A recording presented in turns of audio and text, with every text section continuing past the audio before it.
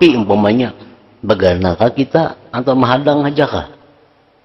Jangan dipadahkan mun aku berjauh berarti aku kadarida lawan qada Tuhan. Jangan itu alasannya. Qada Tuhan itu memutuskan bahwa kalau kita parak api kita berjauh, itu sudah qada dari Allah. Nah, jangan kita mun aku buka berarti aku kadarida lawan takdir Tuhan. Nah, itu salah pemahamannya. Allah menentukan kalau ikan parak bahaya, lari dari bahaya itu keputusan Allah. Nah, jadi lari dari tempat maksiat itu bukan kadarida dengan qada keputusan Allah, tetapi justru keputusan Allah menentukan kita mesti lari dari tempat maksiat itu.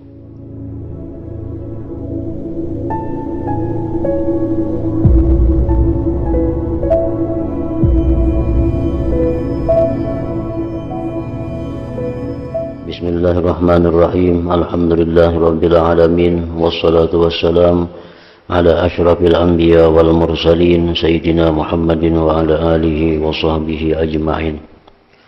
Qala al-musannif al-imam Abu Hamid al-Ghazali rahimahullah nafa'ana bi ulumih bayanu anna al-firara min al-bilad allati hiya mazannul ma'asi wa mazammataha la yaqdahu fir ridha. يعلم أن الضعيف قد يظن أن نهي رسول الله صلى الله عليه وسلم عن الخروج من بلد ظهر به الطاعون يدل على النهي عن الخروج من بلد ظهرت به المعاصي لأن كل واحد منهما فرار من قضاء الله تعالى وذلك محال بل العلة في النهي عن مفارقة البلد بعد ظهور الطاعون أنه لو فتح هذا الباب لارتحل عنه الأصحاء وبقي فيه المرضى مهملين لا متعهد لهم فيهلكون هزلا وضرا ولذلك شبهه رسول الله صلى الله عليه وسلم ببعض الأخبار بالفرار من الزحف ولو كان ذلك للفرار من القضاء لما أذن لمن قرب البلدة في الانصراف وقد ذكرنا حكم ذلك في كتاب التوكل. وإذا عرف المعنى ظهر أن الفرار من البلاد التي هي مظن المعاصي ليس فرارا من القضاء بل من القضاء الفرار مما لا بد من الفرار منه. وكذلك مذمة المواضع التي تدعو إلى المعاصي والأسباب التي تدعو إليها لأجل التنفير عن المعصية ليست مذمومة. فما زال السلف الصالح يعتادون ذلك حتى اتفق جماعة على ذم بغداد وإظهارهم ذلك وطلب الفرار منها إلى آخره.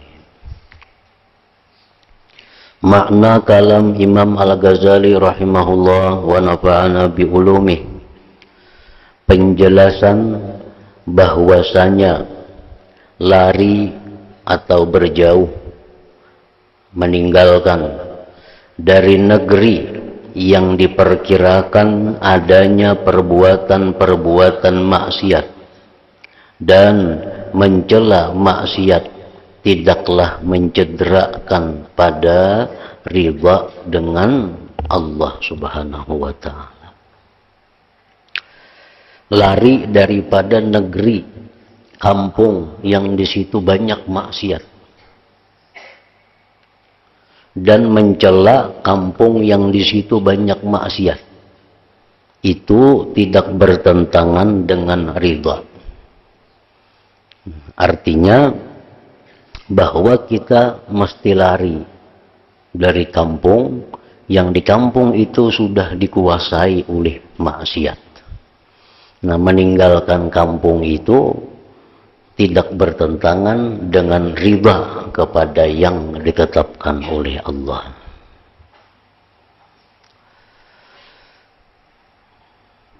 Ketahuilah, terkadang orang yang lemah pemahamannya, lemah ilmunya, menyangka orang yang lemah ilmunya ini bahwa larangan Rasulullah sallallahu alaihi wasallam untuk keluar dari tempat yang timbul di dalamnya penyakit taun itu menunjukkan pada larangan untuk keluar dari suatu tempat yang timbul padanya perbuatan-perbuatan maksiat. Karena tiap-tiap satu dari keduanya itu lari dari qada Allah Ta'ala.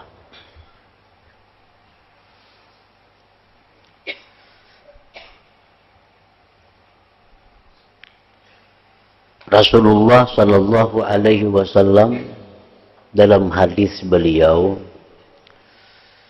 "Idza sami'tum bil waba fi ardin fala taqdumu alaih, wa idza waqa'a fi ardin wa antum biha fala takhruju firaran minhu."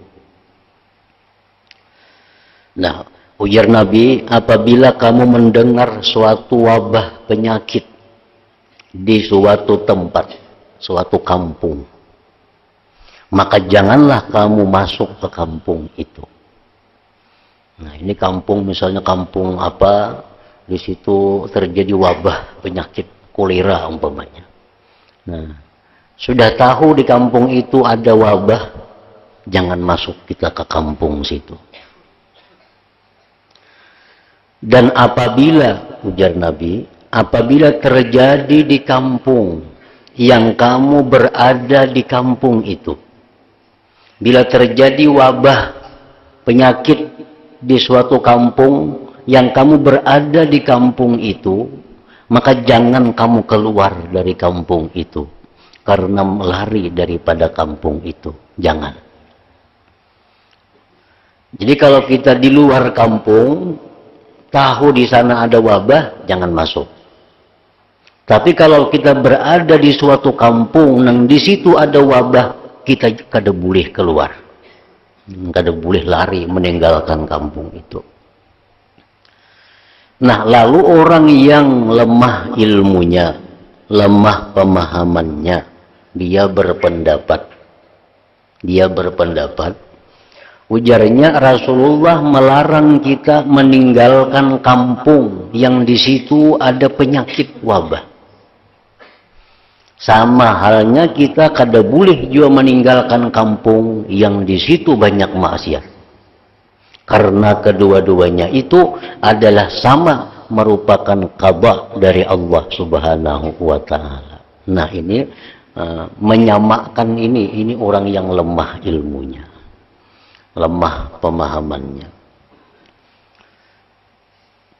Jadi ujarnya, bila di kampung kita tuh merajalela maksiat, amar ma'ruf nahi munkar sudah kada jalan lagi, kita kada boleh meninggalkan kampung itu. Kalau kita meninggalkan kampung itu, ujarnya, berarti kita kada riba dengan qada Allah.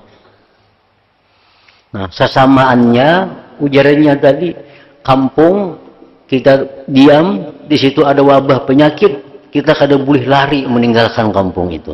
Nah, ini membandingkan ke situ. Nah, pembandingannya ke situ.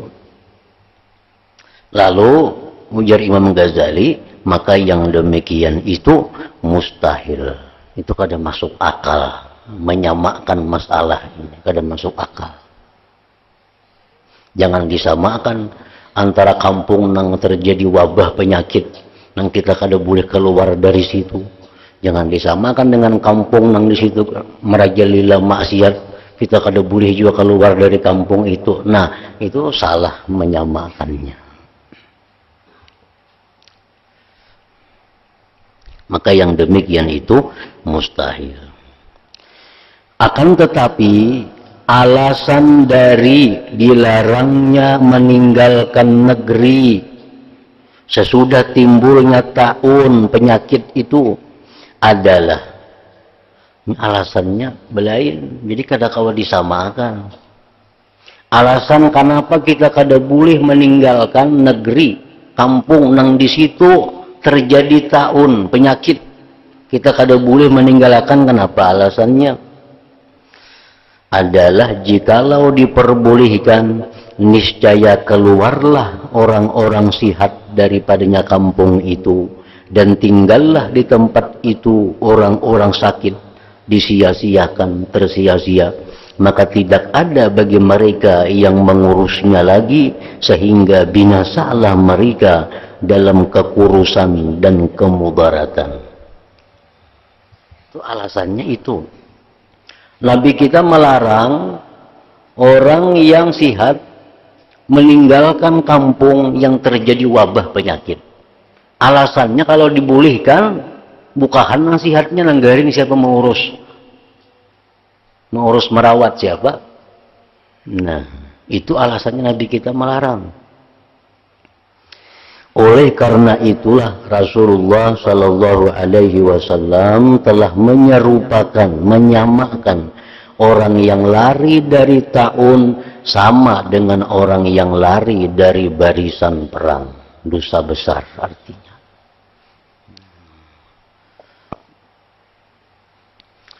Dan jikalau yang demikian itu karena lari dari qadha, niscaya tidak diizinkan bagi orang yang berdekatan tempat untuk cepat-cepat menyingkir.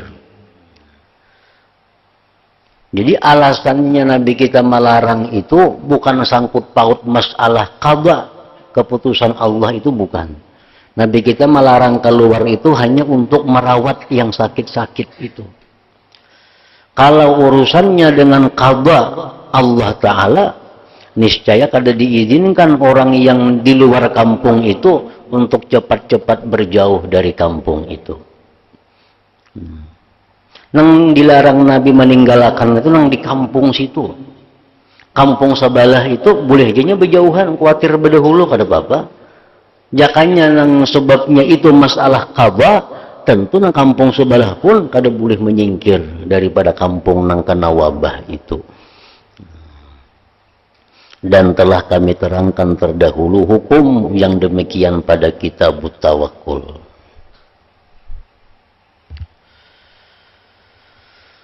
Apabila telah diketahui maknanya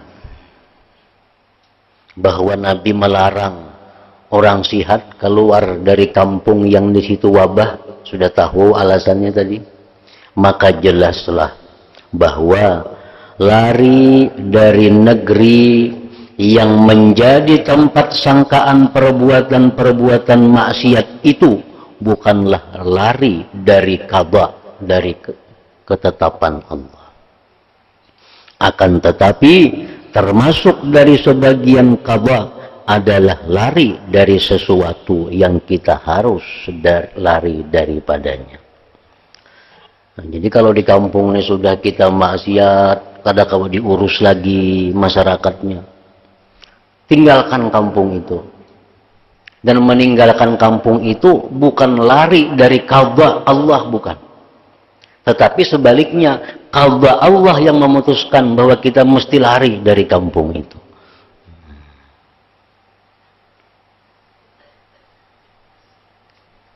Ular umpamanya, ini ular parak kita. Baganakah kita atau bukahkah ular nang berbisa nih? Atau api umpamanya, baganakah kita atau mahadang aja kah? Jangan dipadahkan mun aku berjauh berarti aku kadarida lawan qadha Tuhan. Jangan itu alasannya. Qadha Tuhan itu memutuskan bahwa kalau kita parak api kita berjauh, itu sudah qadha dari Allah. Nah, jangan kita menaku buka bertahu kan dari dalam takdir Tuhan. Nah, itu salah pemahamannya. Allah menentukan kalau ikan parak bahaya, lari dari bahaya itu keputusan Allah. Nah, jadi lari dari tempat maksiat itu bukan kadarida dengan qadha keputusan Allah, tetapi justru keputusan Allah menentukan kita mesti lari dari tempat maksiat itu.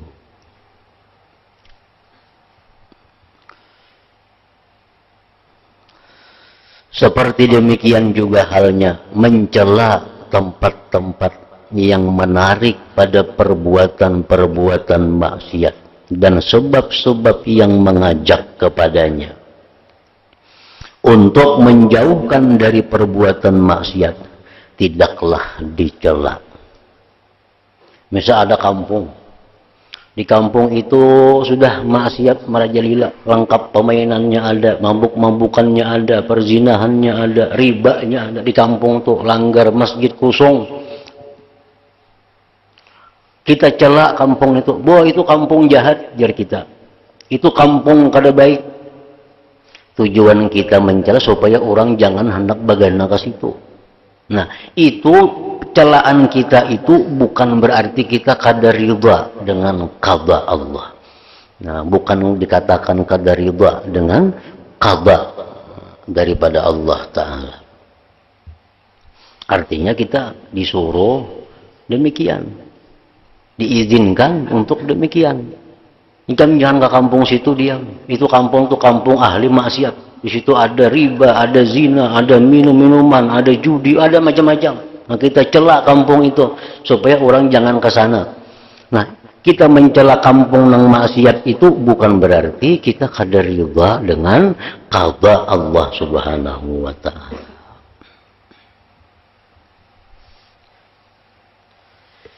As-salafus salih, para ulama dahulu yang salih senantiasa membiasakan yang demikian itu. Kalau ada kampung-kampung yang jahat, mereka celak. Ada kampung-kampung yang sudah maksiat, mereka celak kampung itu. Itu sudah kebiasaan orang salih.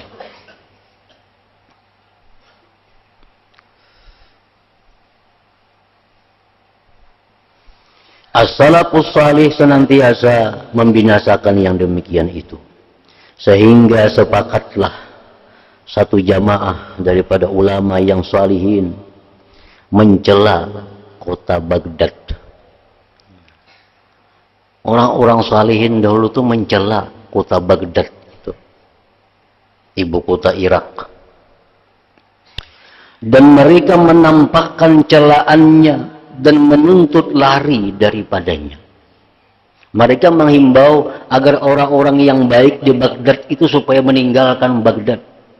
Dan orang-orang saleh yang baik-baik yang di luar Baghdad jangan hendak masuk ke Baghdad itu.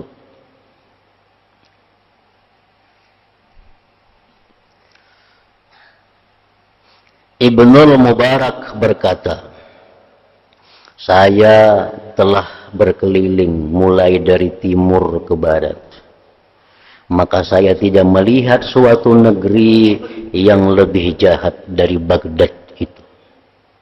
Aku sudah keliling di situ. Ada yang paling jahat daripada Baghdad itu. Seseorang bertanya kepada Abdullah bin Mubarak, bagaimana bisa begitu? Kenapa garang?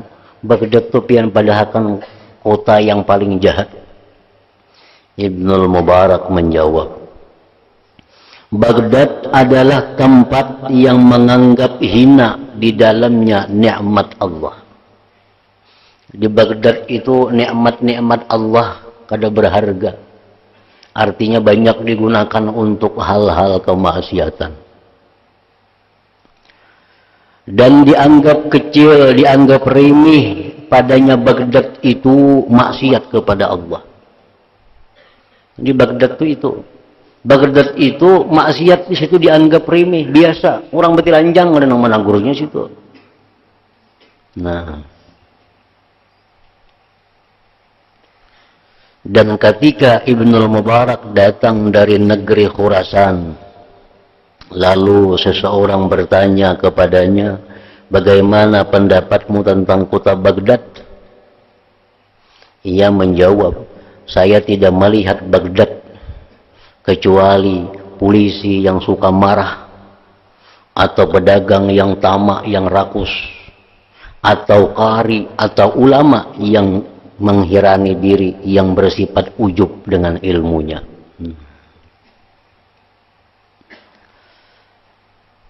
Jadi mencela kota yang banyak maksiat.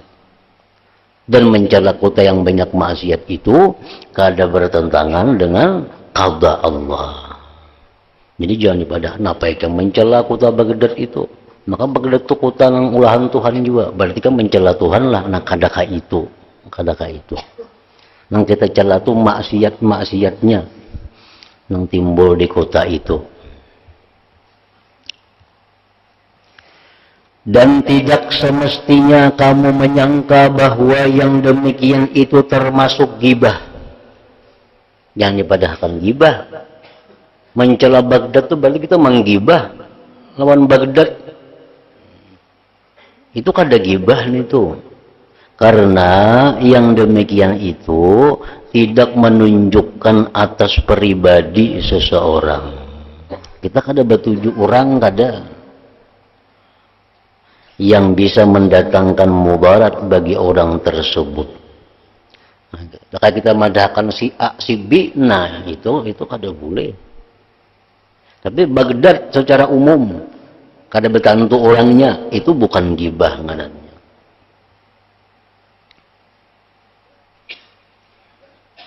Sama kita melaknat, laknatullah ala zalimin, umpamanya. Laknat Allah atas orang-orang zalim. Itu kada apa-apa itu. Laknat Allah alal kafirin, laknat Tuhan atas orang-orang kafir. Nah itu di Quran banyak itu. Tapi kalau kita melaknat perorangan, walaupun inya kafir, walaupun inya zalim, nah itu kada boleh. Misalnya ada si Pulan ini kafirnya, agamanya kafir. Jadi kita laknat Allah atas si Pulan itu kada boleh, walaupun inya kafir. Karena betuju orangnya. Laknat Tuhan kepada si Pulan itu, Pulannya zalim orangnya, kada boleh. Karena betuju. Tapi kalau umum, laknat Allah atas orang-orang zalim, kada apa-apa. Laknat Allah atas orang-orang yang mencuri, kada apa-apa. Karena secara umum. Nah sama halnya dengan tadi. Dan tidak semestinya kamu menyangka bahwa yang demikian itu termasuk ghibah, karena yang demikian itu tidak menunjukkan atas pribadi seseorang yang bisa mendatangkan mudarat bagi orang tersebut. Yang dimaksudkannya hanyalah untuk mewaspadakan orang banyak. Mewaspadakan orang banyak supaya jangan hendak ke Baghdad situ. Nah, di situ, nah bila kada tahan iman, kada kuat hati, bisa terjerumus ke dalam maksiat.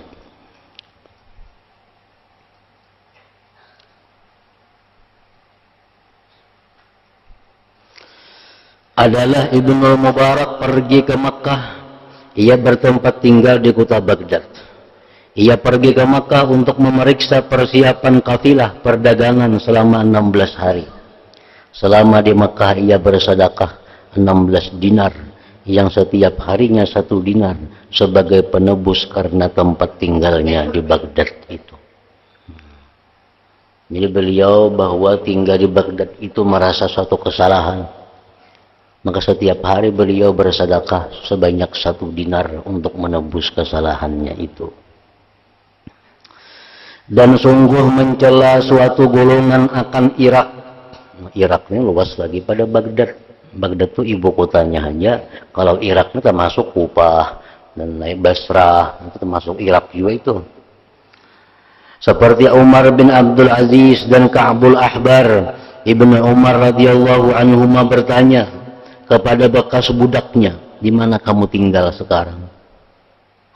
Bekas budak itu menjawab, di Irak. Ibnu Umar bertanya lagi, apa yang kamu kerja di situ? Apa naik ulah di Irak situ? Ketahuilah, ujar Ibnu Umar, telah sampai kepadaku berita, tidak ada seorang pun yang bertempat tinggal di Irak, melainkan Allah mendatangkan kepadanya kawan dari bala atau bencana. Pada suatu hari Ka'bul Ahbar menyebut-nyebut Irak, dan ia mengatakan di Irak itu ada 1/10 kejahatan, 9/10 kejahatan. Dan di Irak ada penyakit yang memayahkan. Di Irak itu ada 9/10 kejahatan. Jadi berkejahatan itu 10 macam, di Irak 9 ada, di lain sebutin aja. Dan di Irak ada penyakit yang memayahkan. Seseorang berkata, dibagi kebaikan 10 bagian, maka 9/10-nya kebaikan itu ada di Sam. dan 1/10-nya di Irak. Dibagi kejahatan 10 bagian, maka 9/10-nya kejahatan ada di Irak dan 1/10-nya ada di Syam. Jadi ini contoh-contoh bahwa para ulama, para aulia Allah yang dahulu ini, mereka itu mencela kota-kota, negeri-negeri yang banyak maksiat itu. Nah, itu kadang menunjukkan bahwa mereka itu tidak ridha dengan qada Allah. Kada ridha dengan qada Allah, kadang menunjukkan itu. Sebagian perawi hadis berkata, adalah kami pada suatu hari di tempat Al-Fudail bin Iyad. Maka datanglah kepadanya seorang sufi yang memakai baju kurung panjang. Maka Al-Fudail mempersilahkan duduk di sampingnya dan ia menghadap di depannya. Ini orang sufi bilang kepada Fudail bin Iyad. Al-Fudail bertanya kepada orang sufi tadi, di mana kamu bertempat tinggal? Nah, kami diam di mana? Orang sufi itu menjawab, di Baghdad. Maka Fudail berpaling dari orang sufi itu. Artinya kenapa? Orang sufi maka hakun diam di Baghdad itu, tempat nang padangnya maksiat itu. Fudail berpaling dari orang sufi itu. Dan ia berkata, telah datang kepada kami seseorang dari mereka dengan berpakaian pendeta. Dan ketika kami tanyakan kepadanya, di mana kamu tinggal? Lalu ia menjawab, di sarang orang-orang zalim. Baghdad itu sarangnya orang-orang zalim. Negeri yang kada ada damai-damainya mulai dahulu sampai sekarang. Ini Baghdad itu. Bishr bin Al-Haris berkata, perumpamaan orang yang beribadah di Baghdad adalah seperti orang yang beribadah di tempat Ka'bah Hajar.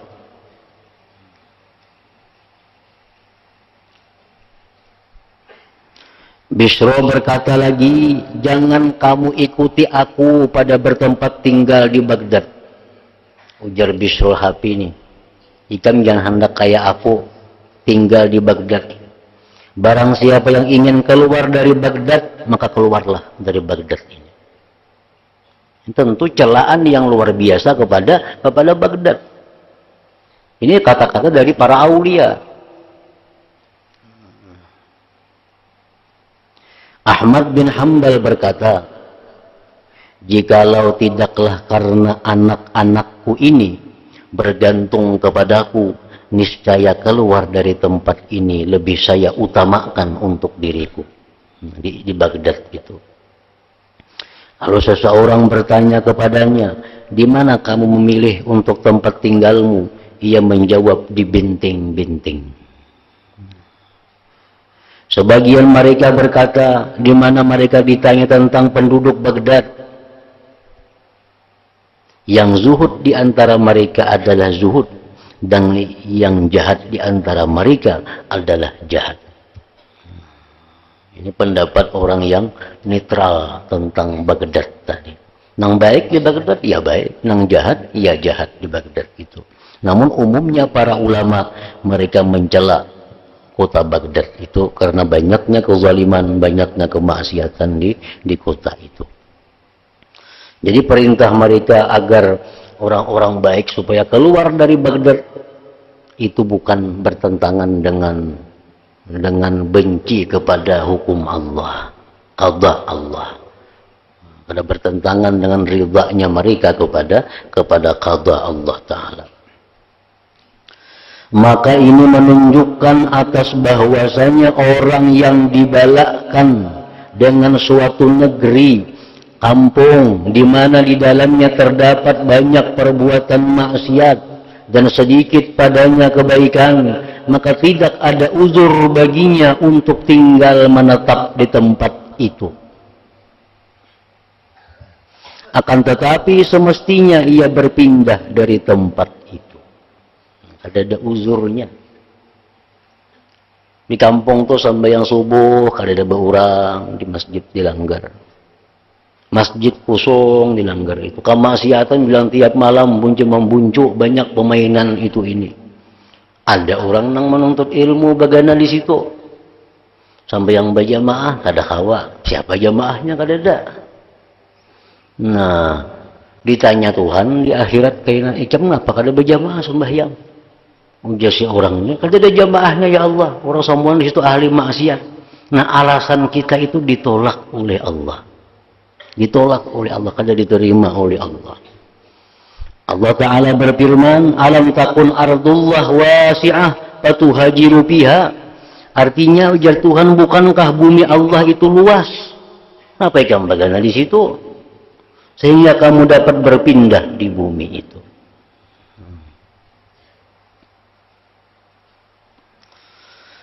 Maka jikalau berpindah itu tercegah karena adanya keluarga atau ada hubungan yang lainnya, maka tidak semestinya ia merasa senang dengan keadaannya dan merasa tentram jiwanya pada keadaannya itu. Akan tetapi semestinya lah ia bersusah hati daripadanya. Kita misal tahu di kampung ini banyak maksiat. Banyak. Kada kawa berbuat baik, kada kawa nampak di kampung. Syiar Islam kada kawa timbul di kampung ini. Cuma kita hendak pindah pada kampung ini. Anak kita bagaimana situ, kuitan kita bagaimana situ. Macam-macam di kampung itu yang ada hubungannya dengan kita. Lalu kita sulit untuk pindah. Nah, semestinya bagi orang ini bila demikian, hendaknya dia jangan merasa nyaman bagaimana di kampung itu. Nah, ini minimal. Jangan merasa tenang bagaimana di situ. Jangan merasa nyaman, senang bagaimana di situ. Dan selalu berdoa kepada Allah. Rabbana akhrijna min hadhil qaryati zalimi ahluha. Artinya, wahai Tuhan kami, keluarkanlah kami dari negeri ini yang zalim penduduknya ini.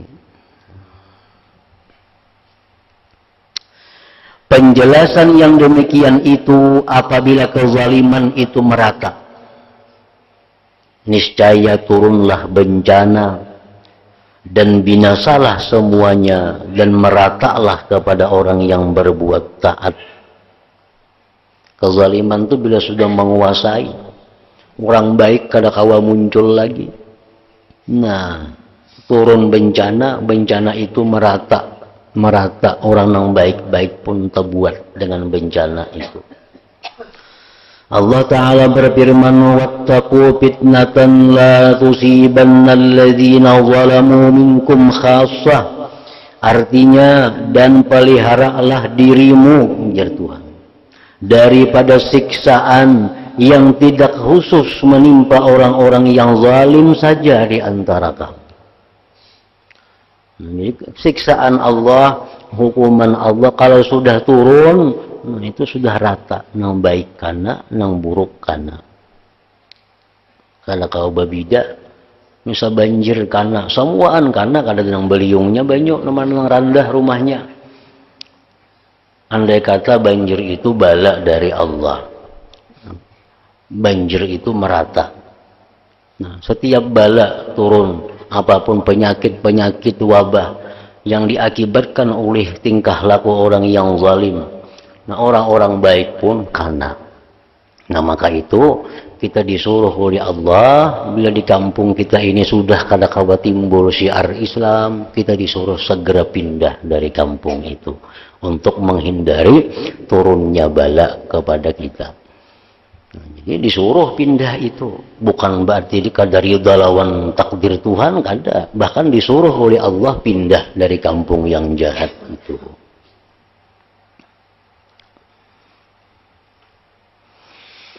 Jadi tidaklah sekali-kali pada sesuatu dari sebab berkurangnya agama itu keridhaan secara mutlak, kecuali dari segi dihubungkannya pada perbuatan Allah Ta'ala. Maka adapun sebab-sebab itu sendiri, maka tidak ada jalan untuk ridha dengannya dengan bagaimanapun juga. Ini kembali kepada yang dahulu kisahnya, bahwa maksiat itu mempunyai dua pandangan. Bila maksiat itu kita pandang sebagai keputusan Allah, bila maksiat itu kita pandang sebagai kehendak daripada Allah, maka itu kita wajib ridha dengan keputusan Allah. Wajib ridha dengan keputusan Allah. Kita wajib setuju Allah tuh maulah maksiat. Kita wajib setuju. Wajib ridha. Jangan keberatan. Kenapa Allah maulah maksiat? Nggak ada bolehkah itu? Karena itu ulahan Tuhan. Jadi maksiat yang ada ini kehendak Allah, ciptaan Allah. Bila kita pandang itu, kita ridha dengan yang ditentukan Allah. Nah, bila maksiat ini kita pandang bahwa maksiat ini adalah sesuatu yang dimurkai Allah, sesuatu yang dijauhkan Allah dari hadratnya, nah kita wajib membenci kepada maksiat itu. Wajib membenci kepada maksiat itu. Jadi maksiat itu bila kita pandang itu kemurkaan Allah, bila kita pandang itu merupakan laknat Allah, kita wajib benci murka kepada maksiat itu. Nah, lalu timbul pertanyaan kita, kenapa Tuhan maulah maka dibencinya? Nah, maulah Tuhan maulah maksiat, diulah tapi disarike, tapi dibenci. Nah, itu Imam Ghazali sirrul qadar. Itu ngarannya rahasia takdir. Yang kada boleh diungkap kecuali kepada yang berhak untuk menerimanya. Dan itu di luar daripada kewajiban kita untuk mengetahuinya. Pokoknya kesimpulannya, maksiat itu dimurkai Allah, kita murka dengannya karena Allah murka. Nah, di situ. Maksiat itu ciptaan Allah, kita wajib ridha dengan apa yang diciptakan oleh Allah. Jadi setiap memandang maksiat itu mesti ada dua pandangan. Pandangan hati, ridha kepada Allah yang menciptakan. Pandangan zahir kita mesti menentang maksiat karena itu merupakan usaha ikhtiar dari seorang hamba yang dimurkai oleh Allah Subhanahu wa taala. Nah, itu intinya yang kita baca mengenai maksiat ini. Jadi kita tetap benci dengan maksiat, kita musuh dengan maksiat, kita tentang maksiat itu. Nah, karena itu memang ditentang oleh Allah. Memang dimusuhi oleh Allah. Nah, perkara hati kita kepada Allah, kita setuju Allah menciptakan maksiat itu. Nah, kemudian para ulama berbeda pendapat pada yang lebih utama daripada orang-orang yang mempunyai tiga maqam.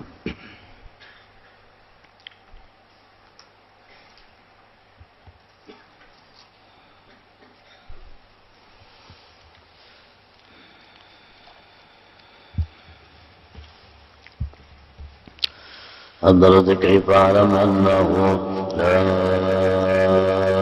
إله إلا الله محمد رسول الله لا إله إلا الله محمد رسول الله لا إله إلا الله محمد رسول الله لا إله إلا الله لا إله إلا الله لا إله إلا الله لا إله إلا الله لا إله إلا الله الله الله الله الله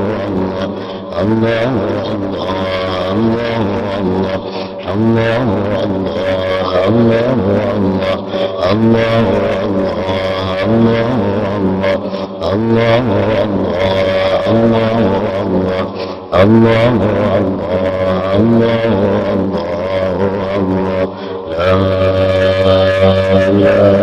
الله محمد رسول الله لا إله إلا الله محمد رسول الله لا إله إلا الله محمد رسول الله لا إله إلا الله